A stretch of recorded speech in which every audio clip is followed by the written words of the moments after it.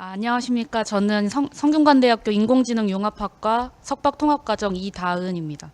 저는 현재 한진영 교수님 연구실에서 석박통합과정을 진행하고 있습니다. 제가 오늘 발표드릴 논문은 이번에 2023년 KDD에서 발표한 논문으로 이제 소셜미디어 상에서 바이폴라 디스오더, 즉 양극성 장애 환자의 향후 자살 위험 예측을 모델링한 연구입니다. 먼저 백그라운드부터 설명드리겠습니다. 아시다시피 한국은 항상 OECD 국가 중에서 항상 자살률을 1위를 차지하는 국가입니다. 그래서 이렇게 이제 자살은 세계적으로도 굉장히 중요한 문제인데요. 이제 자살 예방을 가장 효과적으로 할 수 있는 게 이제 자살 고위험군을 빠른 시기에 발굴하고 개입하는 것인데요. 의료진이 또 한계가 있다 보니까 이런 사람들을 매번 매 순간 이제 발굴하기란 어려울 뿐만 아니라 만약에 이 환자들이 병원을 다닌다고 할지라도 우리가 매일매일 병원에 다니는 게 아니다 보니까 이제 의사 입장에서도 이 환자의 그런 주관적인 말에 의존해서 진단을 내려야 되기 때문에 이렇게 빨리빨리 그 자살 고위험군을 발굴한다는 게 어려움이 있습니다. 그래서 이런 접근성의 한계를 극복하고자 이제 소셜미디어 데이터를 이용해서 유저들의 이제 정신건강 문제를 해결하고자 하는 연구들이 많이 진행되었는데요. 이제 기존 연구들을 통해서 그런 소셜미디어 상에 이제 유저들의 데이터가 자살 위험이나 이제 정신건강 문제들의 그런 특징을 포착할 수 있다는 것을 충분히 확인할 수 있었습니다. 이건 이제 소셜미디어 데이터를 이용해서 자살 위험 예측을 하는 연구들의 트렌드를 정리해 보았는데요. 이제 초기에는 이제 그 트위터 같은 소셜미디어 데이터에서 텍스트 데이터가 있으면 이 유저들이 어떤 특징이 있을까 이런 텍스트 분석이 주를 이루었고요. 그 다음에 이제 딥러닝과 머신러닝이 발전하면서 이 환자들의 이제 자살 위험도를 예측하는 연구가 많이 이제 연구가 진행되게 되었습니다. 그런데 이제 그 다음부터는 이제 단순히 이 환자들이 자살 위험도가 있다 없다로 하기에는 어떤 사람한테 먼저 더 우선적으로 개입을 해야 되는지 하는 어려움이 있었기 때문에 그 이후로는 자살 위험의 단계를 나눠서 더 빨리 이제 개입을 해야 하는 고위험군을 예측하는 연구가 주를 이루게 되었고요. 그러다 보니까 어떤 사람이 더 고위험군이냐를 발견하기 위해서는 이 사람이 이제 단순히 하나의 포스트만 보는 것이 아니라 롱텀으로 이 사람이 템포럴하게 어떤 특징을 가지고 있는지 확인해야 하기 때문에 이제 템포럴한 특징을 포착하는 연구가 진행되게 되었습니다.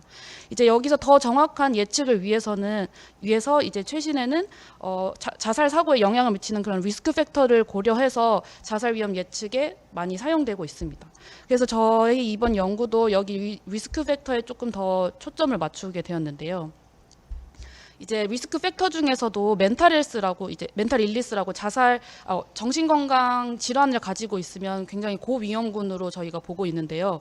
그 중에서도 바이폴라 이제 양극성 장애라고 조증과 우울증이 이제 번갈아 가면서 나타나는 그 장애를 이제 양극성 장애라고 하는데, 양극성 장애를 가지고 있는 환자들은 일반군 또 다른 정신건강 질환을 가지고 있는 환자들에 비해서 이제 많게는 30배까지 자살 위험도가 높다는 것을 확인할 수 있었습니다. 이제 그래서 이런 이제 그 양극성 장애 환자에 대한 이제 개입이 이제 중요하다는 것을 알고 이제 소셜 미디어 데이터를 활용해서 이 환자들의 특징이 있는지 이런 연구들이 많이 활발히 이제 미미하게나마 있었는데요. 이제 여기서 아쉬웠던 거는 이 환자들이 이제 향후에 어떻게 이 증상들이 자살 위험과 연결되는지, 이 사람들이 향후에는 어떤 자살 위험도를 보이는지에 대한 연구는 있지 않았습니다. 그래서 여기에 저희가 한계점을 느끼고 이 부분을 해결해 보고자 하였습니다. 그래서 저희는 크게 두 가지로 이제 어프로치를 접근을 해보았는데요. 이제 첫 번째는 이제 저희가 풀고자 하는 태스크에 관련한 데이터셋이 없었습니다. 그래서 정신건강의학과 전문의와 협업하여서 이제 소셜미디어 데이터를 가지고 이 환자들의 바이폴라 심틈이나 이제 피셜 소사이덜리티 정보들을 어노테이션해서 데이터셋을 구축하였고요. 그리고 이제 향후 자살 위험도를 예측하기 위해서 이 환자들의 그 포스트를 보고 각 포스트별로 바이폴라 심틈이 어떤 심틈이 있는지, 그리고 향후에 자살 위험도가 어떻게 나타나게 될지에 대한 멀티태스크 러닝 모델을 구축하게 되었습니다. 데이터셋부터 자세히 설명드리면 먼저 저희는 유명한 소셜미디어인 레딧이라는 플랫폼에서 바이폴라와 자살과 관련된 데이터셋을 수집하였고요. 이제 총 4명의 이제 어노테이터들이 정신건강의학과의 그 가이드라인에 맞춰서 어노테이션을 진행하였습니다. 구체적으로 어노테이션은 크게 3가지를 진행하였는데요. 먼저 첫 번째로는 이 환자가 바이폴라 디스오더가 있는지를 이제 예측하였는데, 이건 이제 바이폴라 그 소셜미디어 유저들의 그 텍스트 기반으로 내가 이제 바이폴라 진단을 받았다, 그리고 특히 이제 어떤 타입의 바이폴라를 진단받았다를 기준으로 어노테이션을 진행했고요. 그리고 이 유저들을 중심으로 총 8가지의 바이폴라 심틈을 이제 포스트를 기반으로 두드러지는 바이폴라 심틈을 이제 어노테이션을 진행했고, 이제 각 포스트별로 이 환자가 어느 정도의 수사이덜리티를 가지고 있는지 저희가 4단계로 나눠서 어노테이션을 진행하게 되었습니다.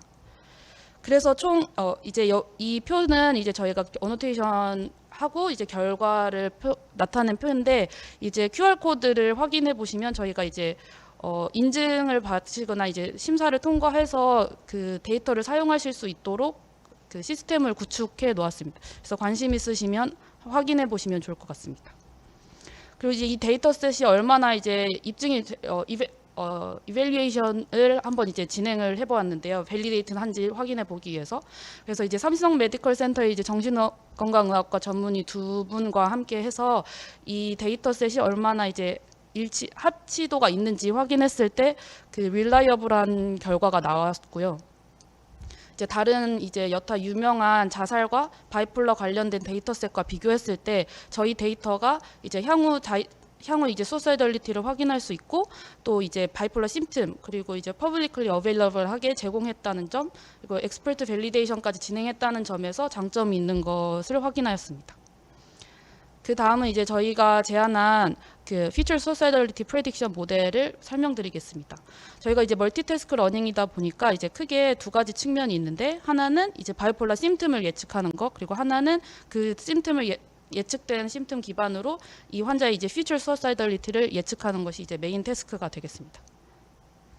먼저 이제 이 유저별로 포스트가 이제 여러 개가 있기 때문에 한 시퀀스로 보고, 그 시퀀스를 이제 센텐스버트 이용해서 인코딩한 후에 이제 LSTM 통해서 이 유저가 가지고 있는 그 문맥을 이제 시퀀셜한 컨텍스트를 이제 인베딩을 뽑았고요.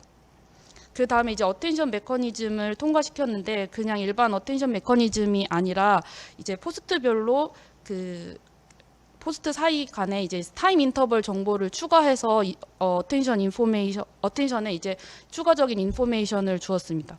여기서 이 목적은 저희가 이 각각 포스트별로 바이폴라 심틈이 예측되기 때문에 이 바이폴라 심틈이 언제 그리고 어떻게 발현했는지에 따라서 퓨처 소사이덜리티에 영향을 미치기 때문에 이 정보를 포함하고 싶어서 이러한 이제 구조를 구축하게 되었습니다.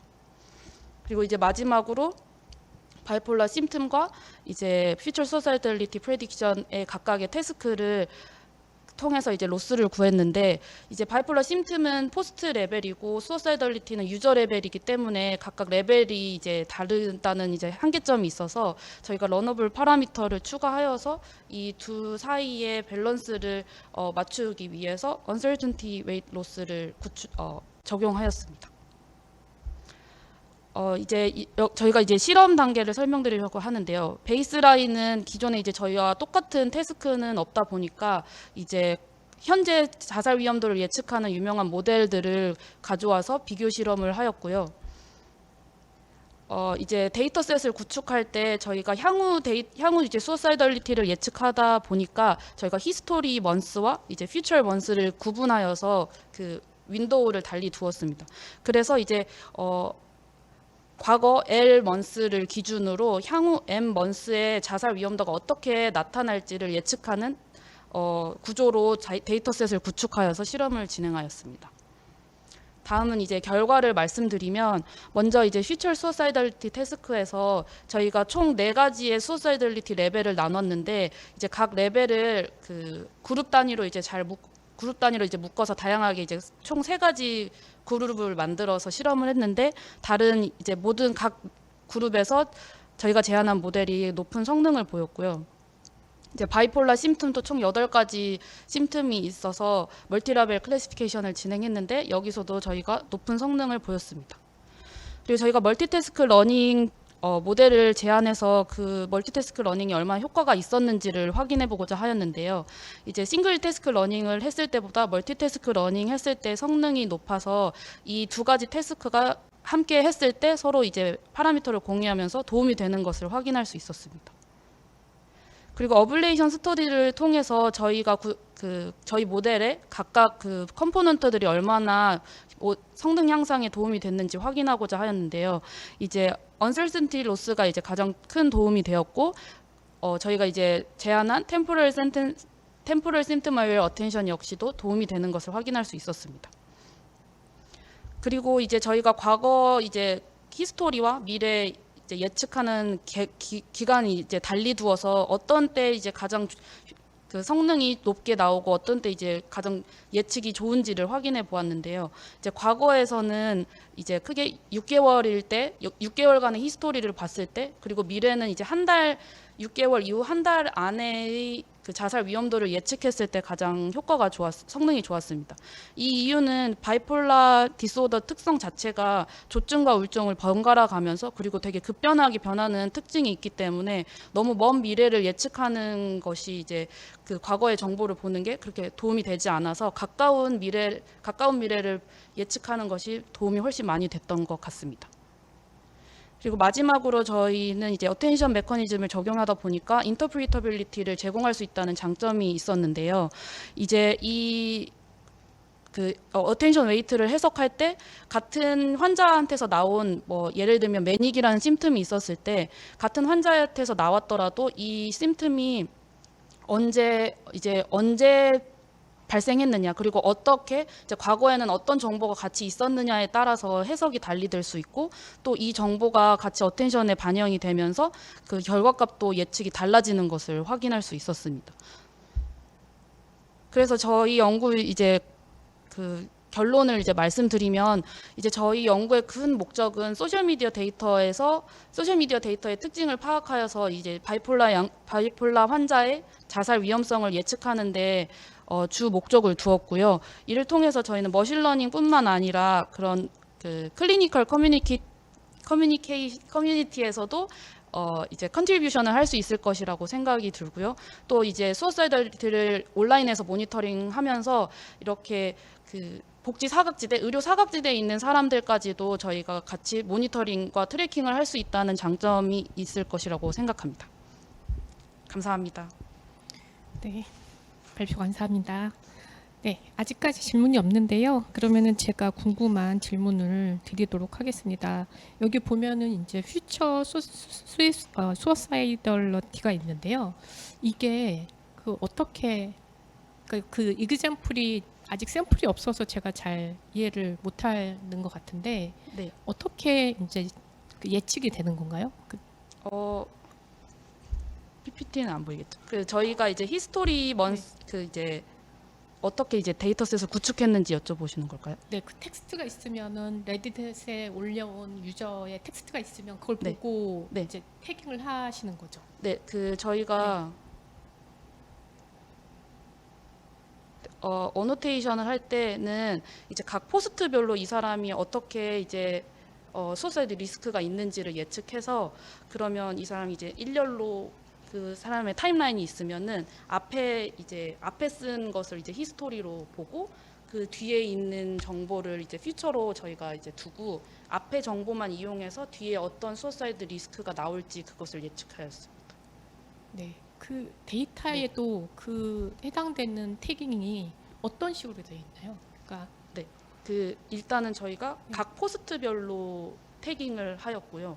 그런 다음에 그거를 이제 저희가 이 데이터 타임라인 컨스트럭션을 할 때 히스토리 정보를 가지고 이제 그 앞에 만약에 5개 이 사람의 포스트를 가지고 있으면 4개까지만 히스토리를 보고 그 마지막에 이제 수어사이드 리스크가 태깅이 원래 되어 있었으니까 앞에 그거를 이 사람의 미래 퓨처 수어사이더리티다라고 이렇게 다시 네, 어노테이션을 진행했습니다. 네, 그거는 다시 제가 또 좀 이따가 네네. 궁금한 것은 다시 물어볼게요. 네. 여기 지금 질문이 들어와서요. Thank you for sharing. I wonder how you design the temporal symptom-aware attention mechanism to determine which symptoms are the most influential through a sequence of 미리 posts. 어떤 심텀이 가장 좀 영향을 미쳤는가, 그것을 결정하기 위해서 어떻게 설계를 했는가라는 질문인 것 같습니다. 그 이제 그거는 인터프리터빌리티랑 좀 상관이 있을 것 같은데, 저희는 이제 그 중점을 두고 어떤 애가 더 영향을 많이 미쳤다 이렇게는 하지 않고요. 이제 그거를 이제 알아서 이 모델이 학습할 수 있게 이제 러너블 파라미터를 준 거고요. 이제 저희가 나중에 이제 인터프리터빌리티를 해보려고 했을 때 이제 저희 논문을 보시면 또 확인하실 수 있는데, 이제 각 심틈마다 어떤 심틈이 이제 평균적으로 퓨처 소사이덜리티를 예측하는데 많은 영향을 줬는지 저희가 그 어텐션 스코어 평균을 조사해서 이제 그래프 시각화를 해놓은 게 있습니다. 그래서 그걸로 이제 결과적으로 그게 약간 이제 기존의 클리니컬 레퍼런스랑 좀 동일한 경우가 있어서 그거가 이제 비슷하게 나왔다고 저희가 확인하였습니다. 네, 그러면은 시간 관계로 다음 질문 하나 더 받고 발표를 정리하도록 하겠습니다. 두 번째는 데이터 수집에 대한 질문이고, 소셜 미디어의 노이즈가 많을 것 같은데 필터링을 어떻게 하셨는지에 대한 질문입니다. 일단은 데이터 수집은 전체를 다 데이터 수집을 하였고요. 이제 어노테이션 과정에서 필터링을 많이 하였는데요.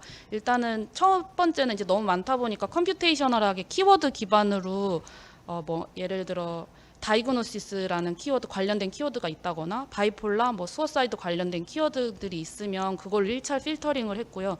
그 다음부터는 저희가 매뉴얼하게 이제 어노테이션을 진행하였습니다. 네, 감사합니다. 굉장히 중요한, 저희 시대의 중요한 주제를 연구를 해주셔서 매우 감사드리고 발표 잘 들었습니다. 감사합니다. 감사합니다.